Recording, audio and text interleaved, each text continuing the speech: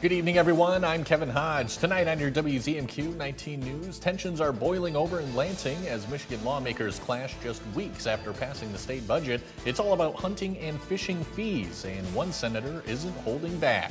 Plus, two candidates have thrown their hats into the race for the Michigan Senate. The first is current state representative Dave Preston, and the second is former state representative Bo LaFave, who served in the Michigan House for 6 years. We'll break down both of the candidates. Your 19 News at 6 starts now.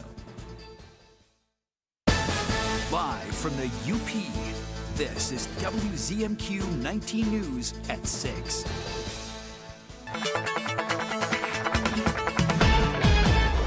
Kelly, good evening. I cannot tell if it's snow or rain out there, but pretty beautiful picture behind us. Kevin, don't say that four-letter S word. Let's just focus on this beautiful rainbow that we have, a place that's kind of holding off from most of the rain at this very moment. But just what a lovely picture if you just take a deep breath and don't look at what's going on rain-wise on our radar. This is some good lake effect rain, but yeah, temperatures are getting colder. Thankfully, it's not quite enough to support a good snowfall. Temperatures lower 40s, even some mid 40s, thankfully keeping it as some liquid precipitation. We'll continue much of that, some showers and cloudy skies, temperatures still getting cool into the overnight, but we'll talk about the improvements on the way for the weekend and a look at the rest of your week in just a few minutes. Kelly, thank you very much. As we reported last week, 7 men from Michigan and Wisconsin have been arrested in a child exploitation sting. The suspects, ranging in age from 29 to 65, face charges including child sexually abusive activity and using computers to commit these crimes. The arrests followed an undercover operation targeting individuals attempting to exploit children online. Investigative journalist Chris Hansen, known for his work on To Catch a Predator and his streaming platform True Blue, participated in the operation. Hansen plans to release footage of the encounters on his streaming platform. Authorities say the arrests highlight ongoing efforts to protect children from online predators. And you can find our full interview with Hansen on WZMQ19.com.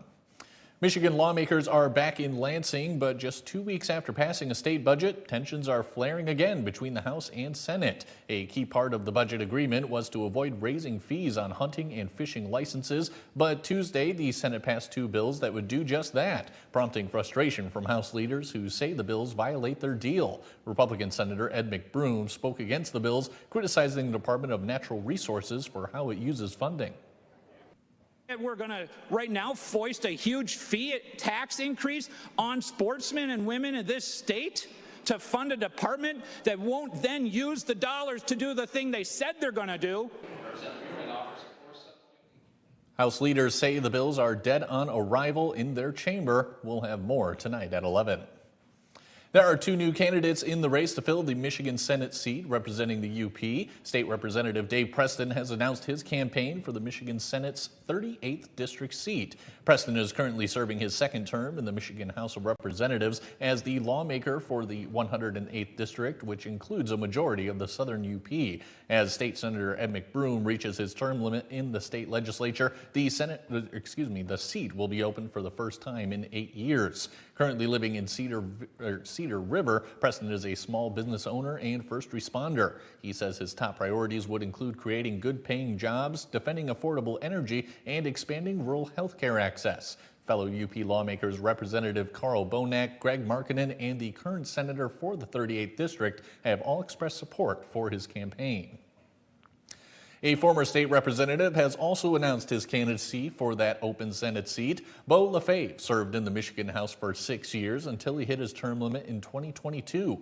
In his announcement, the Republican noted that while in office, he introduced articles of impeachment against Governor Gretchen Whitmer, fought against vaccine mandates, and was vocal in his opposition to gun control. He joins fellow Republicans Preston Rock educator Chris Reynolds and Democrat Delta County Commissioner Kelly Vangenhoven in the race for the Senate. Across local districts, voting machines are being tested for the upcoming elections. Today was Marquette County's final public accuracy test before Election Day, where community members could view these tests for themselves. By casting a test deck made up of multiple assorted answers, trained officials need to make sure the machines will respond properly to any possible type of entry.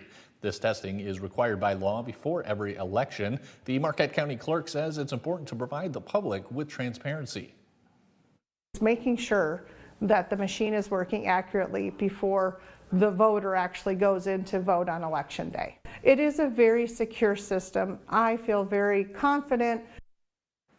The voting machines will now remain sealed until Election Day on November 4th. Your first warning weather forecast with Kelly Rowland is after the break. She'll let us know how long the rain is going to continue. And Vice President J.D. Vance is in Israel right now, attempting to make sure the Middle East ceasefire deal remains intact. We'll have the latest when we come back.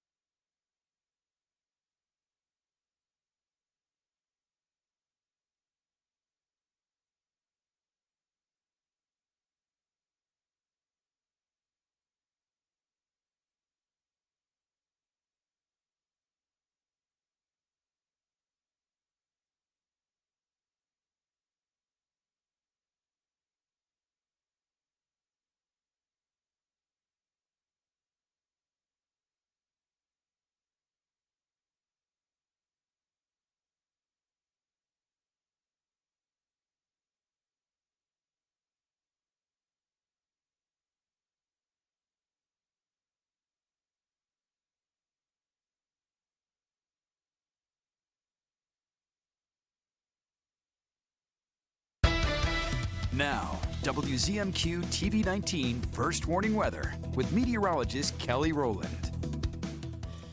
Welcome back on this rainy Wednesday. Maybe it was a bit tough to get out of bed, kind of with those scattered showers lingering around, and we still have lots of rain going on here. It is still scattered in nature, but we know this classic setup. This is kind of that lake effect rain that we have going on at this very moment, especially into Marquette County. That's where most of it is happening. It's kind of exactly hugging right along the coastline or the shoreline here. So we'll keep an eye on any of the rain. It's not really looking too severe at the moment. It is staying lake effect in nature with some heavier downpours. Do you know how the typical type of snow belts would set up if we had those cold temperatures to support it? But we have temperatures into the lower 40s, even some mid 40s out here. So it's just not quite cold enough to have kind of a snow that will actually stick. If it is kind of snow higher up in the atmosphere where it's colder, it's just not going to be that when it hits the ground. It's definitely not going to stick. So nothing to worry about. This is liquid precipitation for tonight. Wind still pretty breezy, around 15 miles per hour. And we rounded off today with the temperature 42. That average is 49. So definitely a bit cooler, and we'll start to see some overnight lows getting pretty close to that freezing mark, which is where we should be. 33 is now the average low for this time of the year, and we did pick up 0.6 of an inch of rain. Remember, don't be freaked out if you see some other colors popping up here. This is just the indication, especially into the overnight hours where we get those colder temperatures creeping into that freezing range. It wants to put some of the wet snowflakes in there too, but with mixing into rain as well, really nothing is going to accumulate snow-wise, but I have to point out when there's different colors that pop up here, but we'll continue to see the lake effect rain really for most of the day tomorrow until we finally get this major low out of here. A lot of the country is actually still feeling this major system that we've been feeling. So in addition to any other rain that could accumulate here, maybe another 1/10 of an inch, maybe a 1/4 of an inch from now until tomorrow night. And then the potential rain for Friday, maybe 1/100th of an inch. So we still have to get past kind of the cloudy, the rainy conditions, but it is a nice fall type of weather to kind of get on the couch with a nice book and continue reading something. But the future winds will start to calm down as well. Already seeing winds starting to diminish. But since the fall foliage is basically just past its peak and we start getting these pretty gusty winds, please be careful as you head out on the roads for driving and walking. The leaves can clog drains. It could create slippery surfaces, reduce traction, and it also could cover up some really pivotal things you need to see when you're driving, like curbs and potholes. So it just doesn't hurt to leave a few extra minutes, leave extra space in between cars to just make sure we all get to our destination safely. We'll have to keep that mindset for tomorrow, but we'll start drying things out for your Friday just in time for the weekend. We'll also have some rebounding temperatures for your weekend, mid to upper 50s, and we'll still have that mixed sky staying dry with some warmer temperatures into the 50s as we head into next week. Kelly, thank you again. Vice President J.D. Vance is in Israel to make sure the ceasefire agreement between Israel and Hamas is still in place following the weekend strikes. Our Washington, D.C. correspondent Rachel Knapp spoke to the State Department about the peace deal and how they're securing this ceasefire agreement. Just a little more than a week ago, President Donald Trump visited Israel and Egypt, sealing the deal on the initial steps of the ceasefire agreement between Israel and Hamas. But the agreement's fragility was tested over the weekend after the Israeli military claims 2 Israeli soldiers were killed when militants launched an attack on an army vehicle.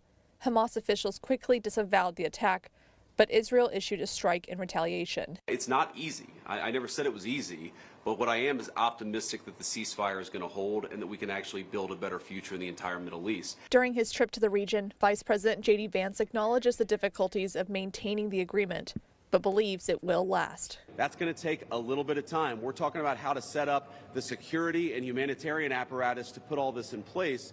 But right now, where I stand, I feel confident that we're going to be in a place where this peace lasts, where it's durable. And if Hamas doesn't cooperate, then as the President of the United States has said, Hamas is going to be obliterated. We asked the State Department what kind of guarantees this ceasefire agreement has in order for it to be fully implemented. Ultimately, what we're seeing, again, is that effort to faithfully implement this. I'm not going to get into details of sensitive diplomatic conversations, but we're seeing efforts from across the administration, as Jared Kushner and Steve Witkoff spoke to just recently, about implementing this plan, making sure that there's, for example, efforts to, if there's miscommunication, to solve that miscommunication, to make sure that people are speaking honestly and that there's truthfulness out there. And ultimately, we're seeing the engagement here from the United States, from all of our partners, to make sure we're laying that long-term peace and prosperity, or trying to get that plan to reach that long-term peace and prosperity. In Washington, Rachel Knapp, WZMQ 19 News. Coming up next on Insights, we're getting a preview of the Pumpkin Walk in Iron Mountain this weekend. We'll hear about all the other activities taking place as well. That conversation's in 2 minutes.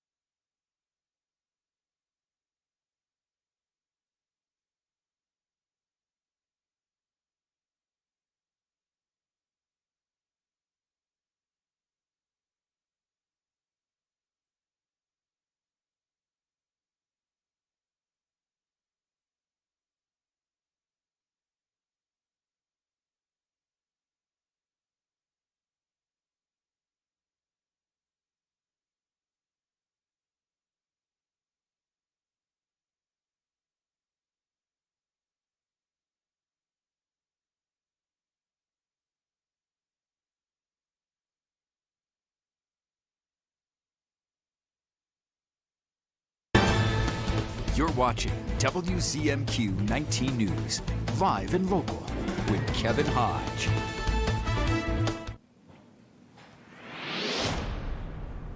Welcome back, everyone. Downtown Iron Mountain is getting a jump start on Halloween this weekend with its 4th annual Pumpkin Walk. Joining us to give us the details is Iron Mountain DDA Director Catherine Mintel. Catherine, good to see you again. Thank you. Thanks for having me. Absolutely. So this Pumpkin Walk, first of all, tell us what it is. Yes, so this is our 4th annual Pumpkin Walk Trunk and Treat. And really, it's our way to bring Halloween to downtown Iron Mountain. And so the event itself involves trunk or treating with area businesses and organizations. This year, we will also be offering free face painting, mini pumpkin painting, as well as other fun stuff such as having a food truck down there. And then also a big partner for this event is the Dickinson County Library. So they'll be hosting their popular Ghoulie Glowing Golfing, say that 5 times fast, and some other fun indoor activities for families. So during the event, we'll be doing costume contests. We'll also be doing a trunk decorating contest. So as people are leaving the event, they can vote for their favorite decorated trunk. And then we'll be announcing the winners on Halloween. Also throughout downtown, we have businesses that have decorated their windows with a Halloween flair. And so at Pumpkin Walk, we kick off the voting for the window decorating contest, and those winners are also announced on Halloween. So lots of fun stuff for Pumpkin Walk and throughout the whole week of Halloween.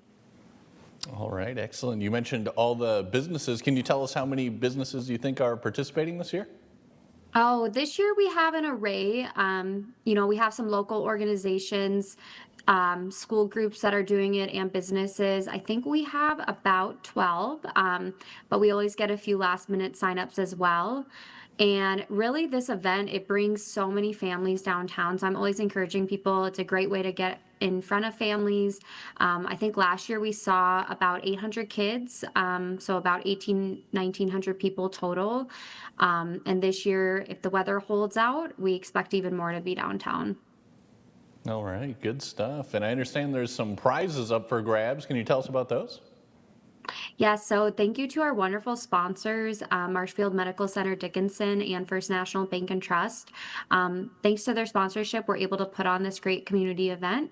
And then also for the trunk and window decorating contest, we give out DDA mini grants to the 1st and 2nd place winners. So for both competitions, 1st place will receive a $400 DDA mini grant, and then 2nd place will receive a $200 one. So some incentive to participate.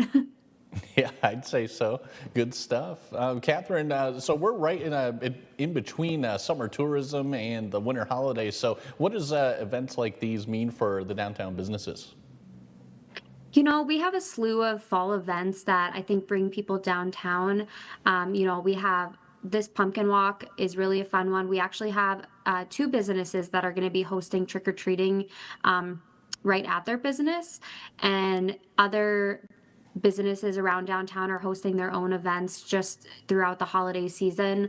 And then just right after Pumpkin Walk, about 2 weeks later, we're hosting our annual Girls Night Out. So that also brings so many people downtown and business to these downtown people. So it's wonderful. Excellent. All right. As far as the Pumpkin Walk goes, Catherine, is there anything else you think people should know? The event itself is on Saturday, October 25th from noon until 3 p.m. Central. For all of the details and schedule of activities, you can visit downtownironmountain.com. All right, perfect. Catherine, that is all the time we have. Good to see you again. Thanks so much for coming on, and looking forward to a great Pumpkin Walk. Yes, we are too. Thank you. Coming up next on Creature Feature, Easton's bringing on an animal that even he is afraid of. But first, here's your Upers United Volunteer Opportunity of the Day. Lake Superior Village is looking for help throwing a big Halloween party for area kids. Volunteers can expect to help set up decorations, host mini games, and oversee other fun events. Setup takes place on October 30th with setup from 3 to 4 p.m. and the party from 4 to 6. To sign up to be a volunteer or check out other opportunities, just head to upersunited.com. With advances in detection and treatment, breast cancer survival rates are improving. We'll introduce you to a patient who has renewed hope with a promising treatment. And hundreds of millions of dollars in goods vanish every year before they reach stores. Our Eye on America uncovers how criminals turn supply chains into an underground market and why that steal of a deal might be exactly that. That's our Eye on America tonight on the CBS Evening News.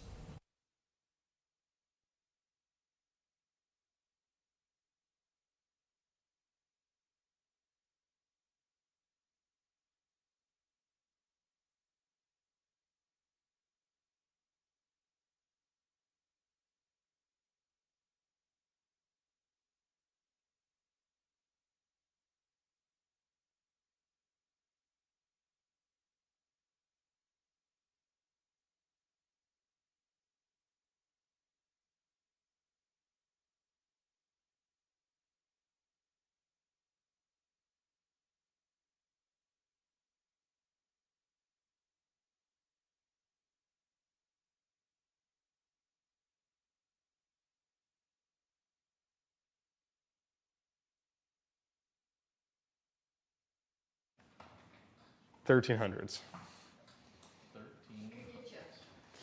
It's still around. Someone apparently, like in the early 2000s, found a bottle at the bottom of the ocean.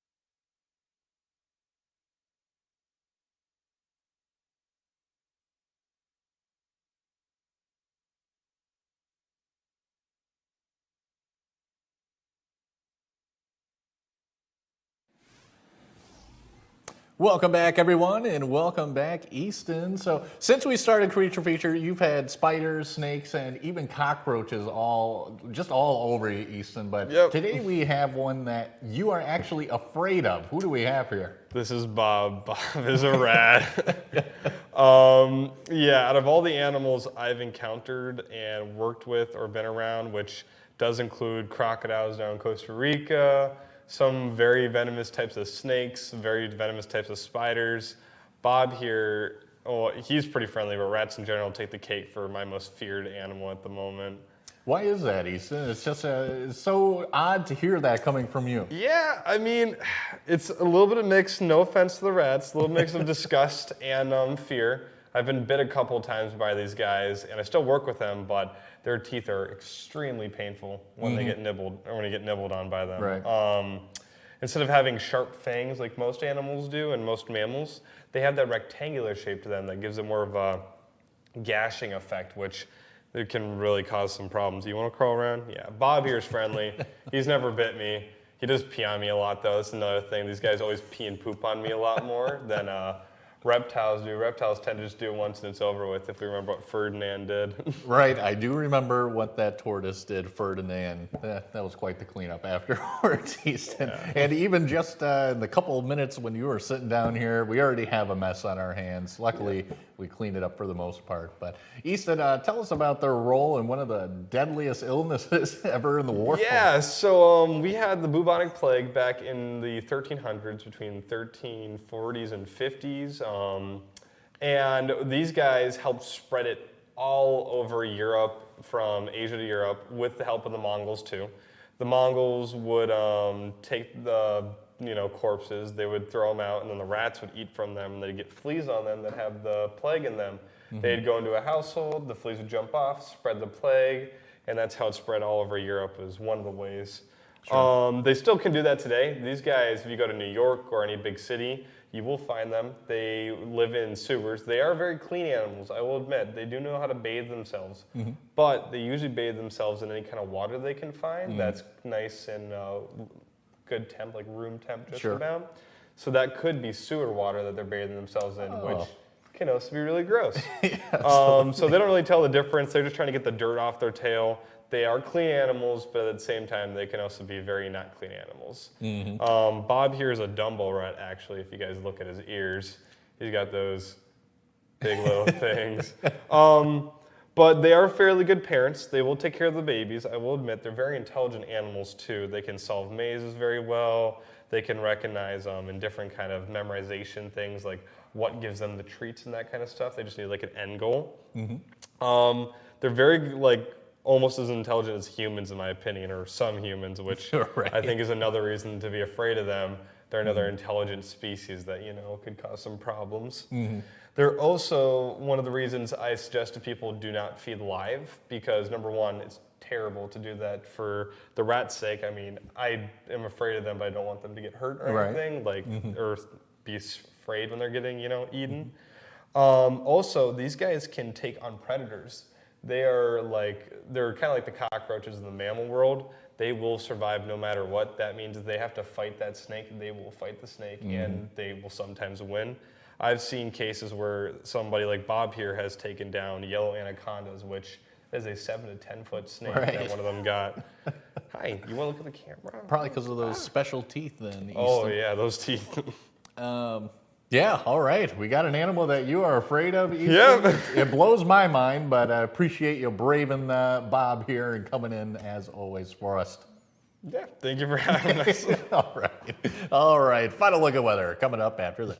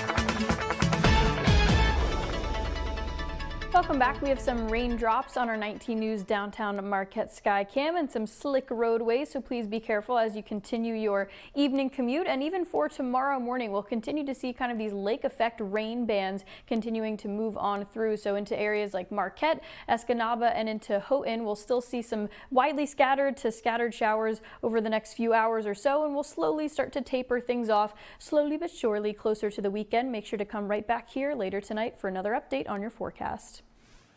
Kelly, thank you. Finally tonight, an Escanaba business is moving across town, and the owners are taking the opportunity to support a local nonprofit in the process. Mr. Bike and Ski is closing its doors on Ludington Street to reopen at the Mini Mall on 1st Avenue North. This Friday from 5 to 7 p.m., the shop will auction off items like Mr. Bike and Ski memorabilia, old ski equipment, and select new products. All proceeds will go to Delta County Non-Motorized Trails, which creates and maintains local trails. In Delta County, we are limited a little bit in comparison to other counties as to how much trail space we have, but an organization like that is developing more trails, keeping the ones that we do have in the best condition possible. We want safe and good places for everybody to be able to ride and enjoy the outdoors. Delta County Non-Motorized Trails hopes to raise $5,000 for equipment repairs and future projects. That's it for now, everyone. We'll see you later tonight.